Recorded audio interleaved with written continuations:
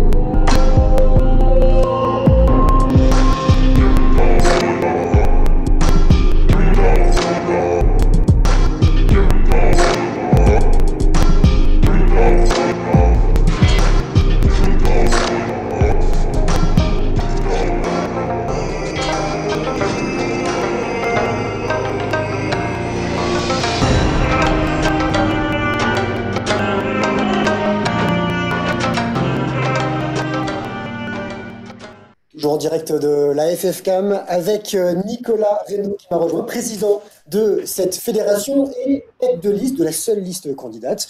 Bonjour Nicolas. Un bilan de votre mandat et surtout, on va commencer par les choses positives. De quoi vous êtes le plus fier?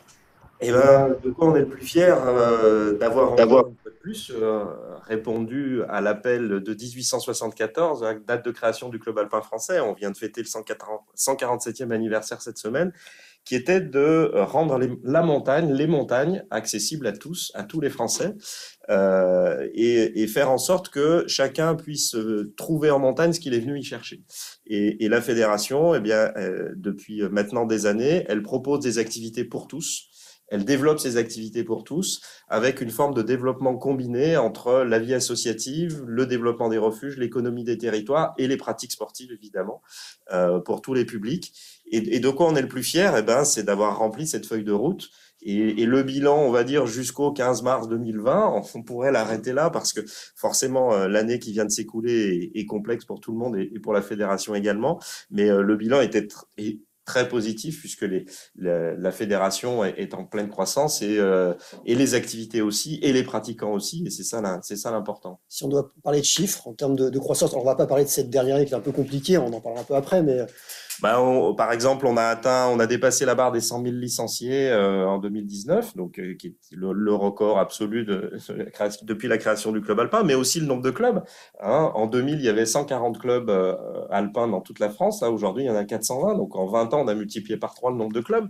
On a aussi largement étendu le nombre de bénévoles. Il y a 8500 bénévoles qui œuvrent au quotidien et qui essaient de transmettre ce qu'ils ont à cœur de transmettre. Les refuges aussi, les 120 refuges que nous gérons, vous l'avez dit en introduction, elles ont dégagé 292 000 nuitées en 2019. Alors, cette année, bien sûr, on a perdu 120 000 nuitées. On sait pourquoi. D'abord, les refuges n'ont pas pu ouvrir au printemps dernier et puis cet été, on était sur des jauges réduites capacité Covid. Mais ça a permis à beaucoup de gens de découvrir la montagne ou d'y aller ou de la pratiquer. Et les chiffres sont bons sur les pratiques. Les activités montagne, elles auront la cote. Il n'y a pas de désaffection comme on pourrait l'imaginer, par exemple, de même l'alpinisme. on a vu un véritable engouement, notamment l'été dernier, des gens qui ont découvert la montagne. Tout à fait, tout à fait. L'été dernier, il y a eu énormément de gens dans tous les massifs et sur tous les types d'activités, que ce soit la randonnée, l'alpinisme, la haute montagne. On était sur des niveaux, quand on interroge le syndicat des guides ou les compagnies des guides, on voit bien, on était sur des niveaux records de gens qui voulaient aller en montagne. Et alors cet hiver, encore plus, avec la malheureuse fermeture des remontées mécaniques, il y a eu énormément de gens qui se sont mis au ski de nordique, à la raquette, au ski de randonnée, enfin à toutes ces approches que nous développons au club alpin.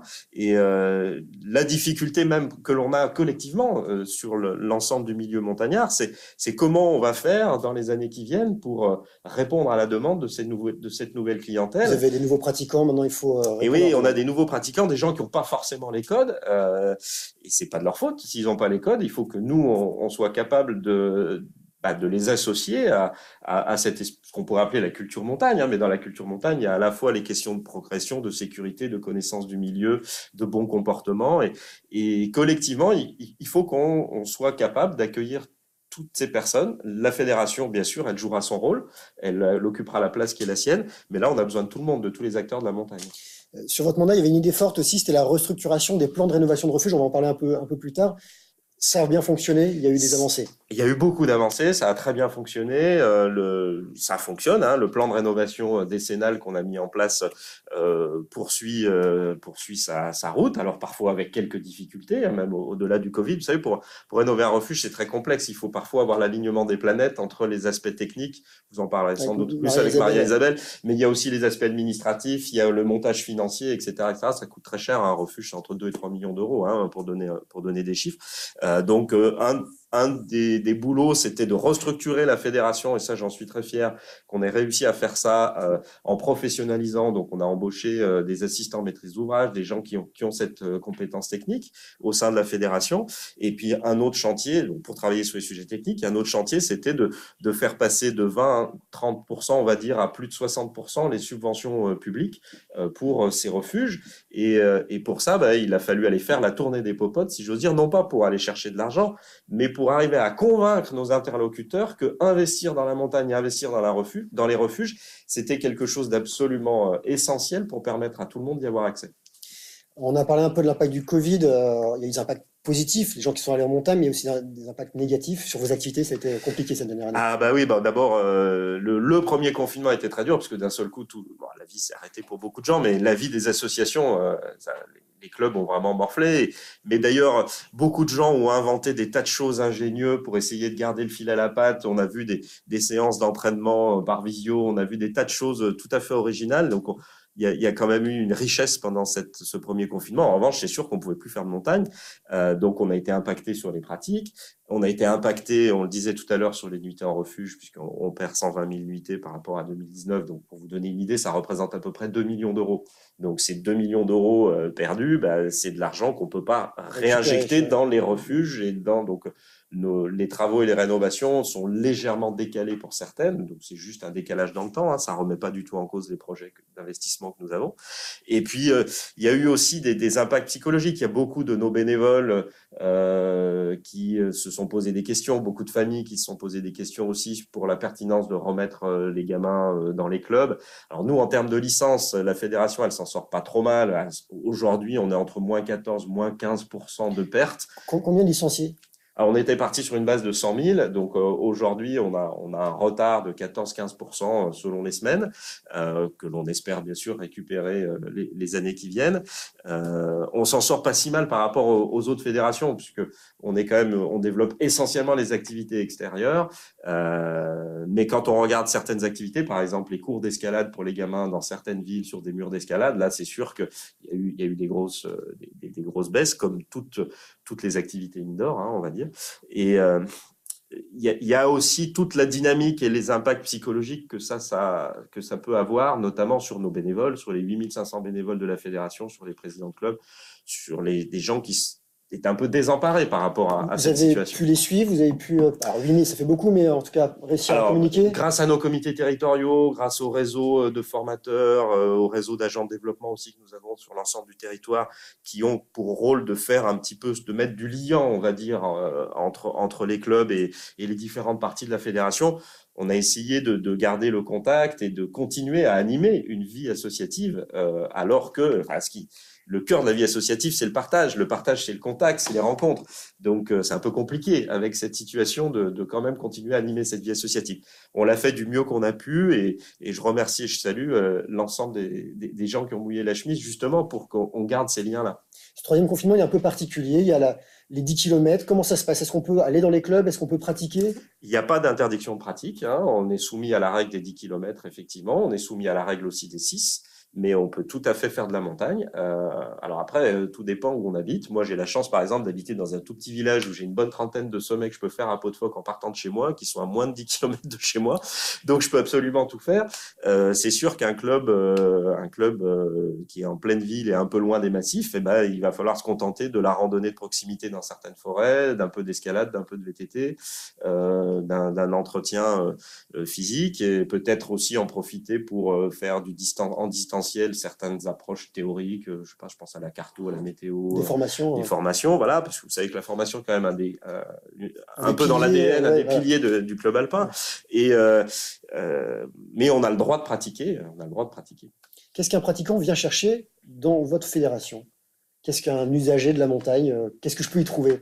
Alors d'abord, il faudrait leur demander. Moi, je peux vous dire ce que je suis venu chercher au club alpin à la fin des années 80, quand j'ai poussé la porte du club alpin, c'était à Lyon d'ailleurs. Moi, j'étais venu apprendre la montagne avec d'autres, avec ce que je considérais comme étant des experts. Et c'est pour ça que j'ai poussé la porte du club alpin.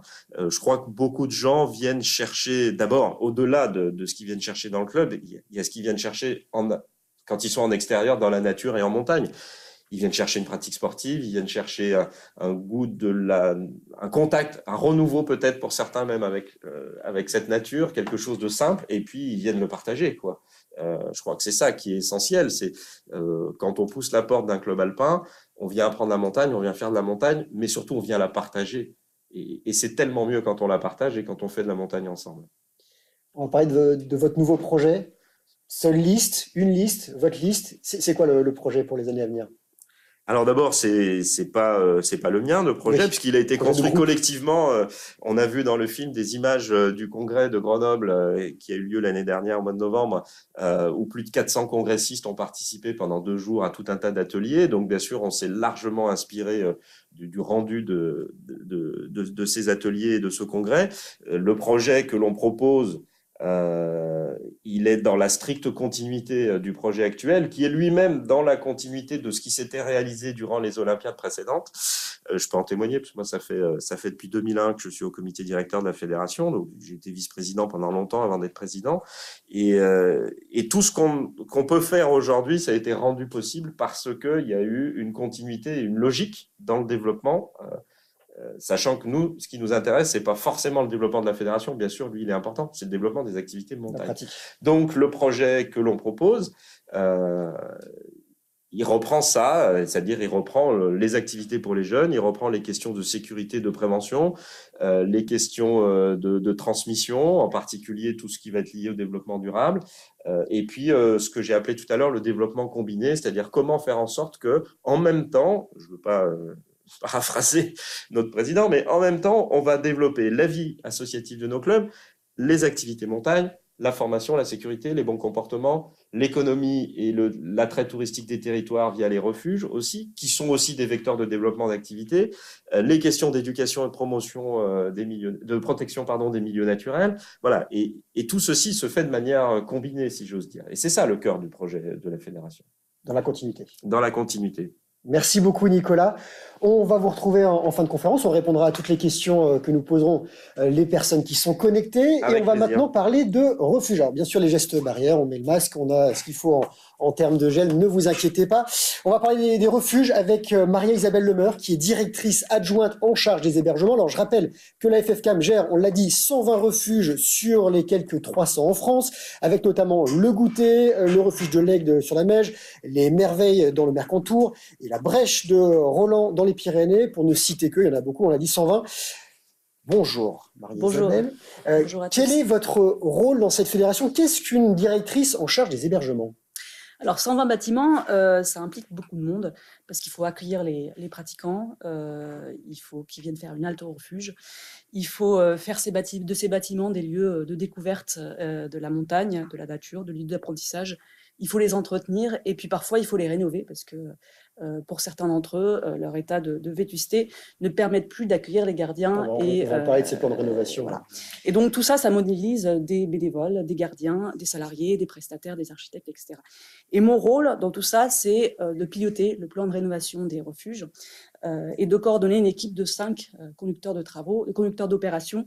Donc bien sûr, chaque projet est unique, mais on essaye d'avoir une approche concertée sur la façon dont on élabore les programmes de ces rénovations, sur la façon sur l'ambition, notre ambition en termes de développement durable, comment on gère l'énergie, comment on gère l'eau en refuge, et puis de partager bien sûr notre retour d'expérience, parce que ces bâtiments sont des bâtiments assez exceptionnels, avec des contraintes très spécifiques, donc voilà. C'est mon rôle, et bien sûr d'accompagner les bénévoles et de les soutenir dans leur action d'entretien des refuges au quotidien. Il y a 4 ans, vous êtes doté d'un plan de rénovation, on en a parlé des refuges, sur 10 ans, 26 opérations, 4 qui sont achevées, 3 en cours de travaux, 8 qui vont arriver. Mais rénover un refuge, on l'a dit, c'est compliqué et ça coûte très cher. Oui, c'est pas simple. La première difficulté qu'on a, c'est que quand on rénove un bâtiment, un refuge, c'est pour plusieurs décennies, c'est pour 40 ans, pour 50 ans. Donc, il faut se poser les bonnes questions en amont des travaux. Quels seront les pratiquants? Comment vont évoluer les pratiques? Comment va évoluer le site, les conditions d'exploitation du bâtiment? Ça n'a l'air de rien, mais ça dimensionne les choix techniques qui sont faits, où on va capter l'eau, quels sont les dimensionnements des équipements de production d'énergie, des équipements de production électrique, thermique, comment on va chauffer, comment on va produire de l'eau chaude, quelle sera la capacité du refuge, quel nombre de couchages, quelle taille, etc.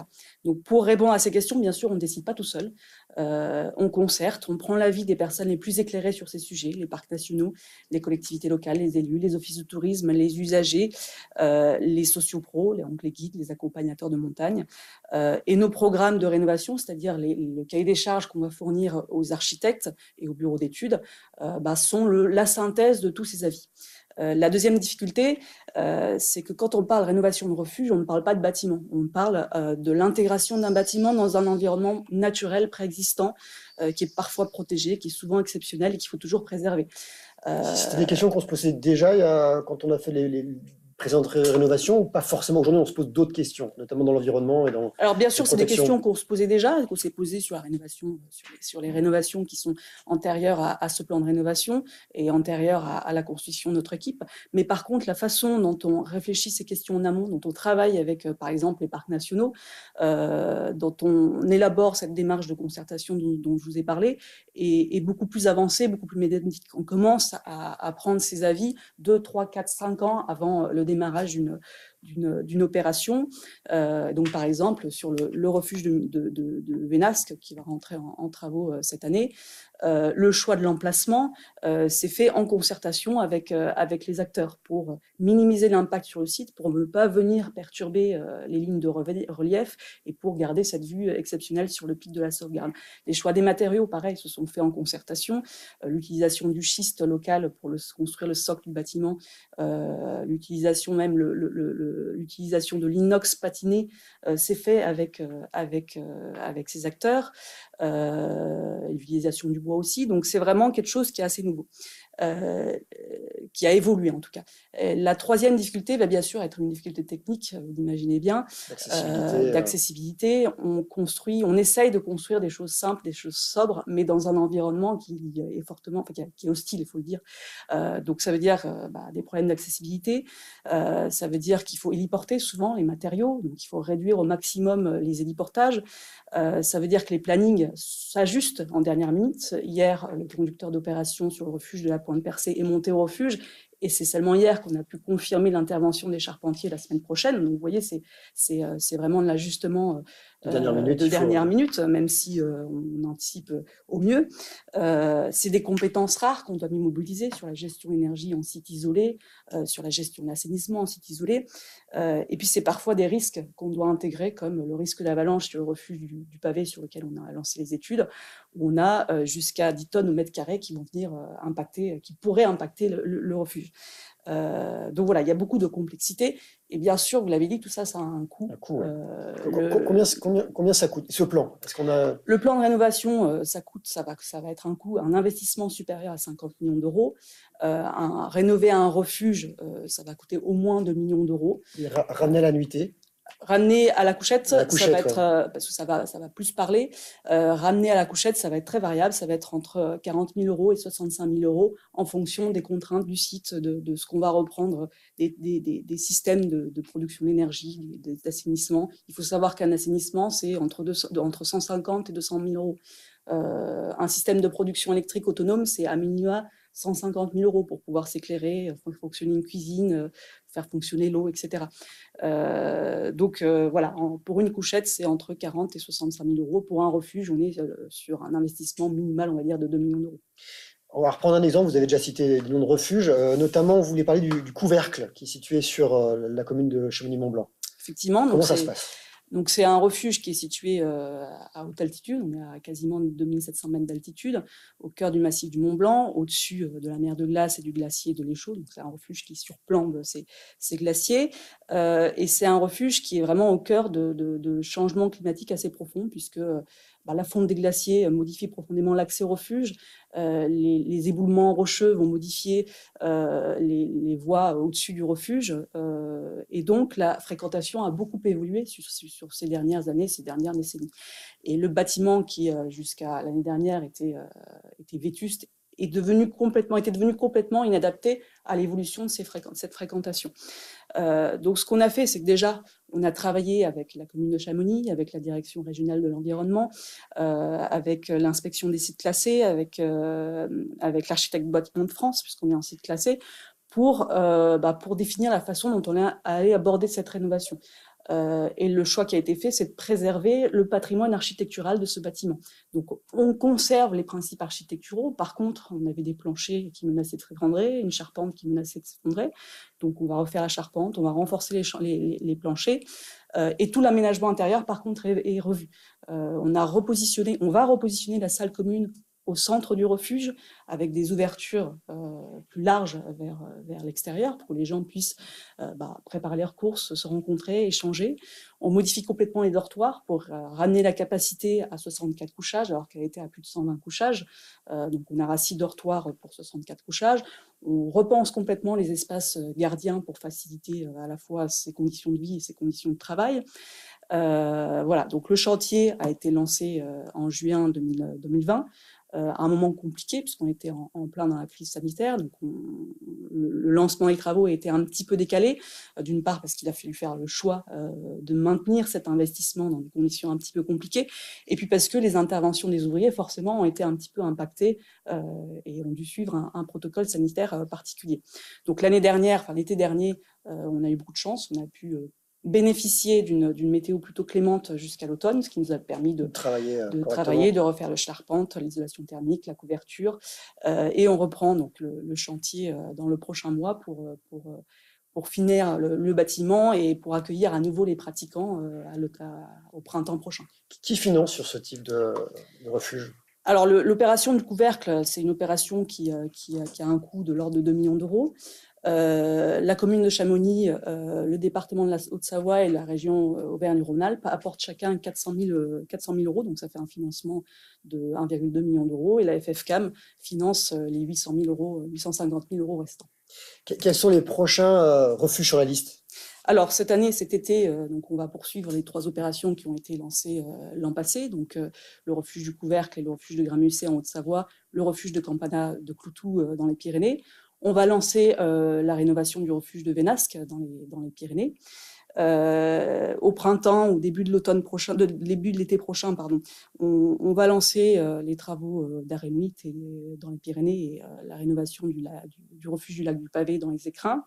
On espère lancer également à l'automne de l'année prochaine les travaux de rénovation du refuge des Évettes. Et puis après, on a lancé les études, parce que ça s'anticipe, pour les rénovations de la Croix du Bonhomme, du refuge des Merveilles, du refuge du Chalet du Sancy dans le Mont d'Or, du refuge de Châtellerault. Voilà. Donc, un programme bien chargé. Il y a du boulot. Merci beaucoup, Maria-Isabelle. On vous retrouve tout à l'heure pour les questions-réponses. N'hésitez pas à poser vos questions dans le chat.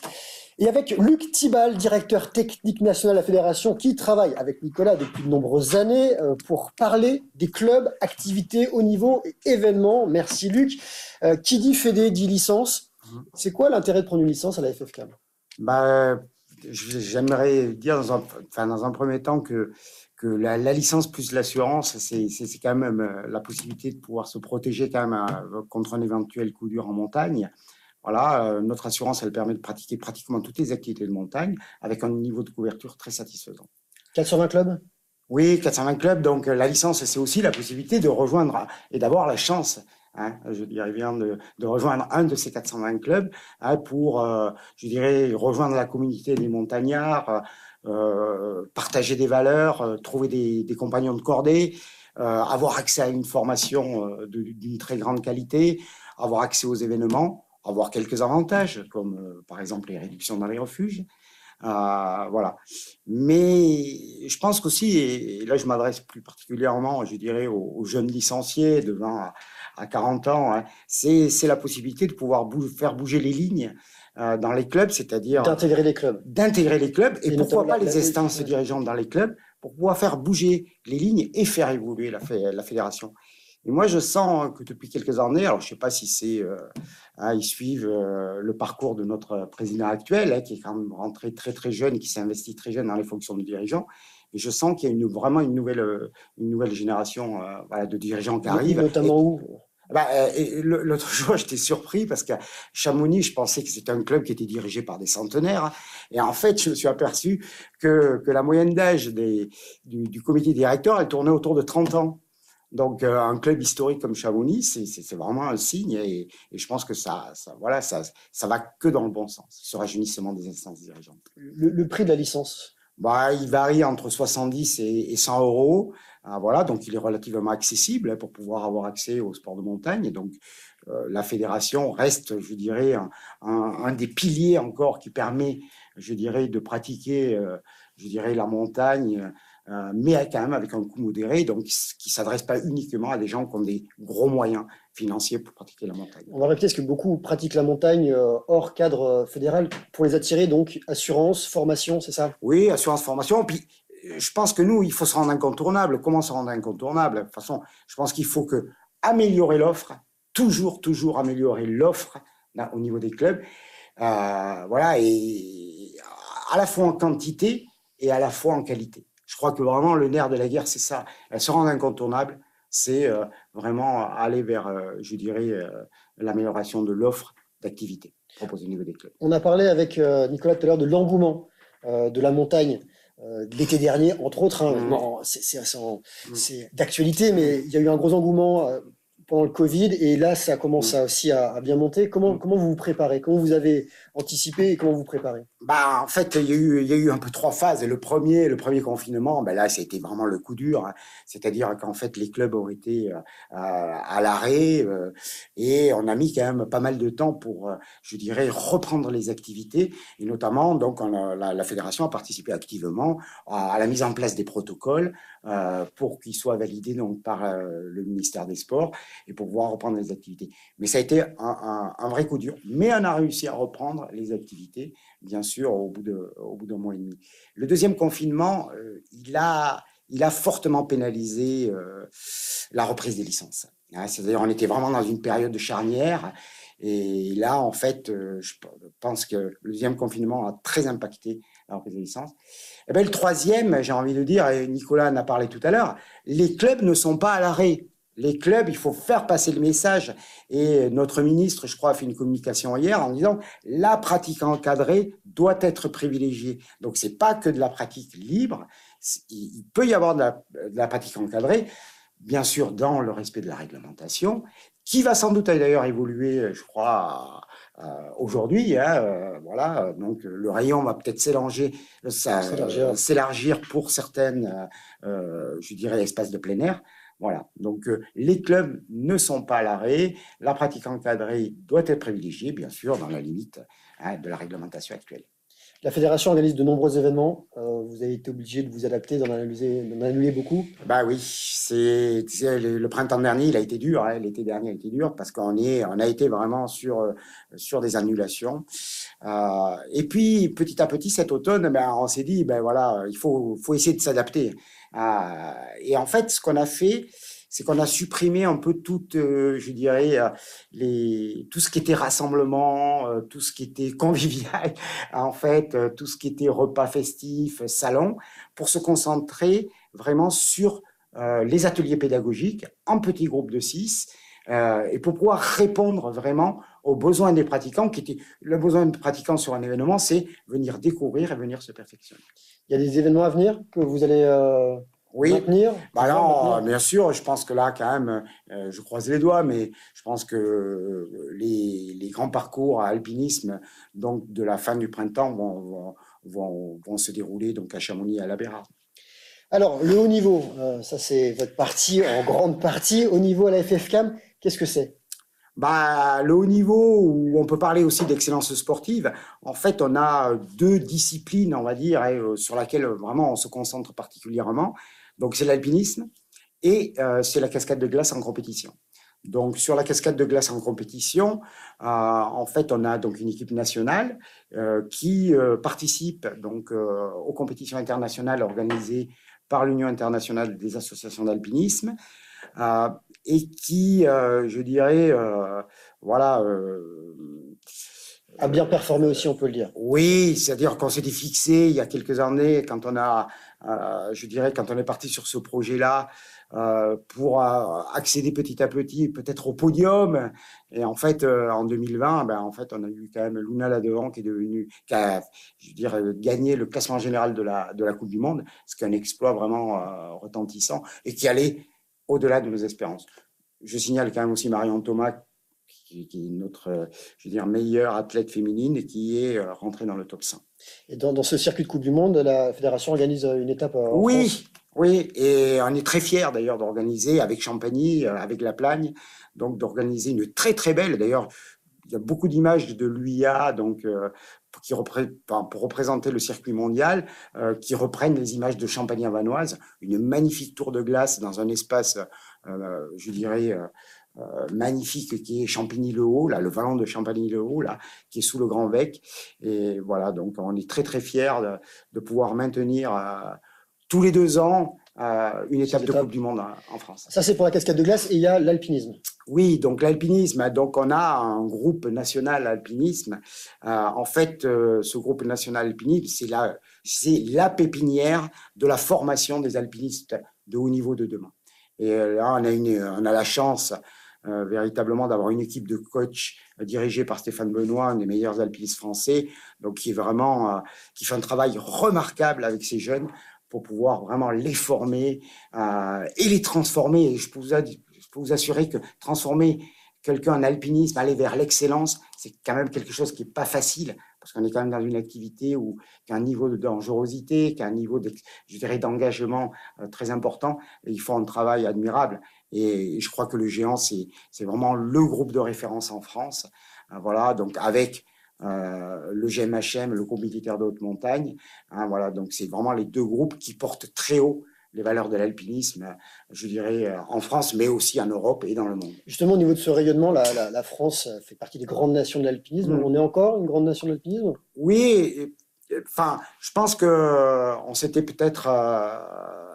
bien que c'est vrai que j'ai l'habitude de dire l'alpinisme a donné 2 ministres des Sports sous la Ve République, donc Maurice Herzog et Pierre Mazot, 2 grands ministres des Sports d'ailleurs. Et c'est vrai qu'à cette époque-là, il y avait vraiment, de par les expéditions, il y avait vraiment un engouement et des moyens très très importants, des moyens, je dirais, d'État mis pour la pratique de l'alpinisme. Ça a fortement diminué, et la FFCAM, voilà, depuis quelques années, vraiment tient à jouer ce rôle, même si elle est quand même peu aidée par l'État et notre ministère sur ce domaine-là. En tout cas, on va poursuivre cet objectif qui est quand même, l'alpinisme est quand même une discipline majeure dans le monde. Il y a des beaux sommets à faire. On soutient donc le groupe Excellence, le Géant, et donc aussi l'équipe nationale de cascade de glace qui s'entraîne. Alors pour ceux qui n'ont jamais vu, aller à Champagny, aller voir comment ça se passe, c'est très beau. Oui. Alors, il faut venir. C'est du dry tooling aussi. Voilà. Pour expliquer ce que c'est, 2 secondes, le dry tooling. Oui, c'est-à-dire qu'en fait, c'est les zones sèches, c'est-à-dire les zones sans glace, qui d'ailleurs représentent souvent les plus grandes difficultés de l'escalade proposées. Et voilà, donc ça alterne avec des zones de glace et des zones sèches. Voilà. Merci beaucoup. Voilà, merci Luc. Beaucoup. On va passer à la séance de questions-réponses, et Nicolas va me rejoindre pour répondre à une première question. Nicolas, comment comment inscrire la politique de la fédération au sein des différentes politiques publiques locales et nationales? Eh bien, ça passe par d'abord porter une ambition pour inscrire, pour que notre action s'inscrive dans une politique. Il faut qu'on soit capable de porter quelque chose de simple, de clair, avec une ambition et avec des moyens. Et notre ambition, on l'a dit tout à l'heure, mais c'est toujours intéressant de le rappeler, c'est de rendre la montagne accessible à tous, ou au plus grand nombre du moins, parce que tout le monde y accède avec ses moyens, et ses moyens physiques, techniques, financiers.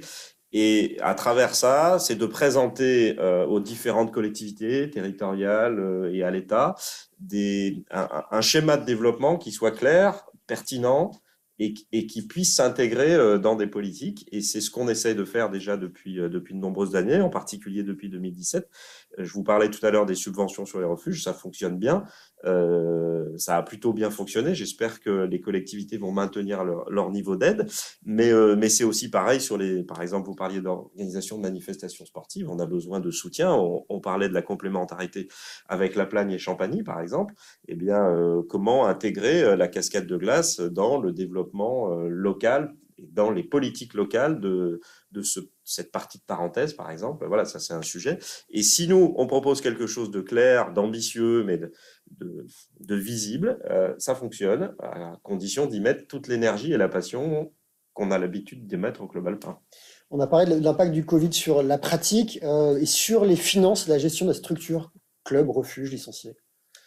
Sur les finances, c'est à peu près 2 millions d'euros de recettes en moins pour l'année dernière sur la fédération. Sur les clubs, c'est plus difficile à quantifier parce que les modèles économiques des clubs sont vraiment très disparates d'un club à l'autre. Donc l'impact sur l'année 2020, c'est 2 millions d'euros. Sur l'année 2021, ça devrait être à peu près la même chose puisque euh, on a un effet retard du nombre de licenciés et on a un effet qui se combine avec l'effet de baisse des recettes des nuitées dans les hébergements. Voilà, donc on s'apprête à perdre, voilà, sur les 2 années, quelque chose comme 4 millions d'euros. Ouais. Ce qui est beaucoup, hein. Le budget de la fédération, c'est 13 millions, mais vous enlevez les 3 millions d'assurance, donc en fait c'est 10 réellement. Donc quand vous en perdez 2 sur 10, c'est quand même pas mal. Des informations sur la réouverture des refuges? Alors les refuges, d'abord, ils sont jamais fermés. Parce que par définition, un refuge, Pour se protéger. au sens du code du tourisme, c'est un bâtiment. Les médias pourraient peut-être être le relais de ça. Il y a beaucoup d'endroits qui s'appellent refuges en montagne qui ne sont pas des refuges. Parce que quand vous devez récupérer les clés quelque part ou téléphoner pour avoir un code, pour entrer dans le bâtiment, ou etc., pour pouvoir vous abriter dans le bâtiment et que le bâtiment s'appelle refuge, c'est pas normal. Il devrait s'appeler auberge, mais pas refuge. Les refuges, c'est réservé, cette appellation, aux bâtiments qui ont une partie ouverte 365 jours sur 365. Et les bâtiments de la fédération, qui ne sont pas des bâtiments bord de route, parce qu'on a aussi des bâtiments bord de route, sont tous ouverts tout le temps. En revanche, la question, c'est de savoir quel service on va y trouver. Donc, savoir s'ils sont gardés, si on va y trouver du service de restauration, ou alors si on va juste avoir un poêle à bois, quelques matelas, un toit. Voilà. À ce jour, il n'y a pas d'interdiction, il n'y a pas de fermeture administrative des refuges. En revanche, on avait quelques refuges qui étaient gardés avec des services comme on peut trouver dans des hôtels, de la vente à emporter pour la nourriture, et puis on peut très bien dormir dans un refuge. Aujourd'hui, il n'y a pas d'interdiction. Il y a beaucoup de gardiens là qui avaient quand même fait l'effort de monter, qui ont décidé de ne plus offrir ce service-là, parce qu'avec la règle des 10 km, forcément, ça restreint beaucoup les possibilités d'aller en refuge. Mais les refuges ne sont pas fermés. Les refuges ne sont pas fermés. Merci beaucoup, Nicolas. On a une question pour Luc qui va nous rejoindre, qui va revenir. On va se faire attention aux distanciations et aux gestes barrières. La féminisation de la pratique, les femmes dans les effectifs, ça représente quoi? Et est-ce qu'il y a une politique envisagée par la Fédé sur cette féminisation de la pratique? Les femmes, ça représente environ 43%, entre 43-44%, donc sur les licenciés. Au niveau de la fédération, on a mis en place, comme un peu sous la contrainte il y a quelques années, donc un plan de féminisation. Alors, au début, on a perçu ça comme qu'est-ce que c'est que ça qui nous arrive un peu du ministère. Et en fait, on l'a mis en place et en fait, il s'est avéré que ce plan de féminisation qui était axé sur, la valorisation de la femme en montagne, l'augmentation du nombre de cadres, l'accès au perfectionnement sur les activités de montagne pour les femmes. En fait, il s'est avéré que c'était une pleine réussite. Il s'est transformé en plan d'égalité, donc depuis 2 ans, donc pour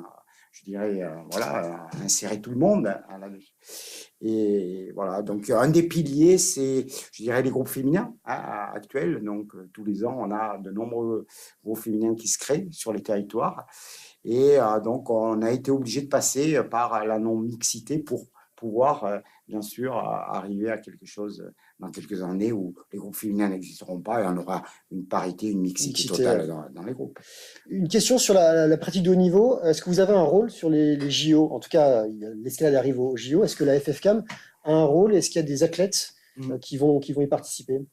Nous, donc, on n'a pas d'athlètes qui vont participer à ces JO. Alors, bien sûr, il faut se dire qu'il y a quand même pas mal de grimpeurs qui performent actuellement au niveau, des grimpeurs, d'escaladeurs, donc qui performent actuellement, qui sont passés par les structures du CAF. C'est-à-dire qu'on a des clubs qui sont encore des très, très bons clubs formateurs en escalade, notamment le CAF de Roche sur Foron, le CAF d'Albertville, qui a été un très grand club formateur. Voilà, donc en fait, on n'a pas d'athlètes véritablement qui sont estampillés CAF qui vont participer au JO. on avait sur la cascade de glace compétition une opportunité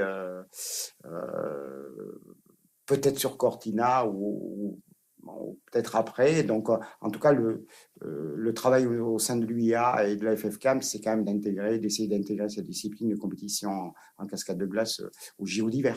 On espère, on espère. Merci beaucoup, Luc. Voilà, cette conférence de presse est terminée. Merci beaucoup de l'avoir suivi. Alors, si vous êtes arrivé en cours de route, on aura un replay à venir, hein, bien sûr, qui sera disponible dès lundi. N'hésitez pas à demander le lien directement. Alors attention, on m'a dit qu'il y a une nouvelle question qui serait pour Marie-Isabelle. Alors, c'est pas tout à fait terminé, restez avec nous. Une Marie-Isabelle qui veut bien nous rejoindre, me rejoindre. Dernière question, je vais la poser pendant que Marie-Isabelle arrive. Grand refuge et course mythique face au risque de surfréquentation. Voilà.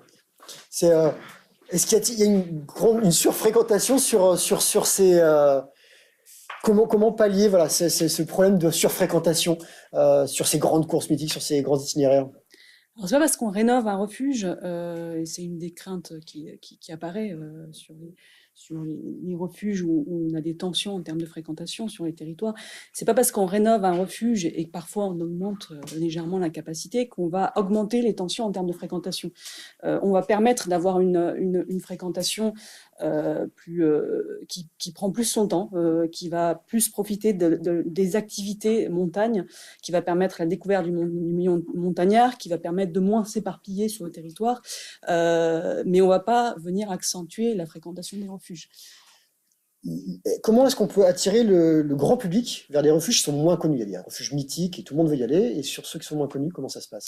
Si je prends dans le plan de rénovation, on a par exemple le refuge du Pavé, qui aujourd'hui est une cabane de chantier, donc qui est pas particulièrement attractif et qui ne permet pas d'accueillir décemment les pratiquants, notamment pour la période de ski de randonnée. L'objectif de la rénovation, c'est de permettre à tous de venir dans ce refuge. Alors c'est un refuge qui se mérite, puisqu'il y a 4-5 heures de marche pour y arriver. Au-delà de la rénovation, un projet de rénovation, c'est aussi un projet de développement des pratiques et des activités autour du refuge. Et la volonté dans cette opération de rénovation, c'est bien sûr de permettre l'activité toute l'année, notamment pour la période de ski de randonnée qui n'est pas possible ou qui est possible que sur le refuge non gardé aujourd'hui, mais aussi de permettre aux familles, de permettre au public les plus éloignés de venir passer une nuit dans ce refuge avec une salle commune qui permet de profiter de l'environnement exceptionnel qu'il y a au lac du Pavé, avec des dortoirs qui sont plus accueillants. Donc on reste sur des dortoirs de 12 couchages, mais qui permettent un petit peu d'intimité. Et l'idée, c'est aussi de venir, de permettre l'accueil des publics un peu plus éloignés en offrant quelque chose d'un peu moins spartiate, quelque chose d'un tout petit peu plus confortable et qui permet de partager avec des publics alpinistes, des publics skieurs de randonnée. Super, merci beaucoup. Est-ce qu'on a encore des questions? Voilà, merci beaucoup Marie-Isabelle. Merci à vous. Voilà, cette conférence touche à sa fin. Je le dis, il y aura un replay qui sera disponible dès lundi. N'hésitez pas à demander le lien directement auprès de Morgane Lelanne, l'agence MRP. L'adresse morgane-rp.com. Même chose si vous souhaitez des entretiens avec Maria-Isabelle, Nicolas ou Luc, ils sont disponibles pour vous. Merci à tous d'avoir suivi. N'hésitez pas aussi à consulter le magazine La Montagne et Alpinisme qui existe depuis 1905 pour tout savoir sur la montagne en France et ailleurs. Merci, très bonne fin de journée en montagne.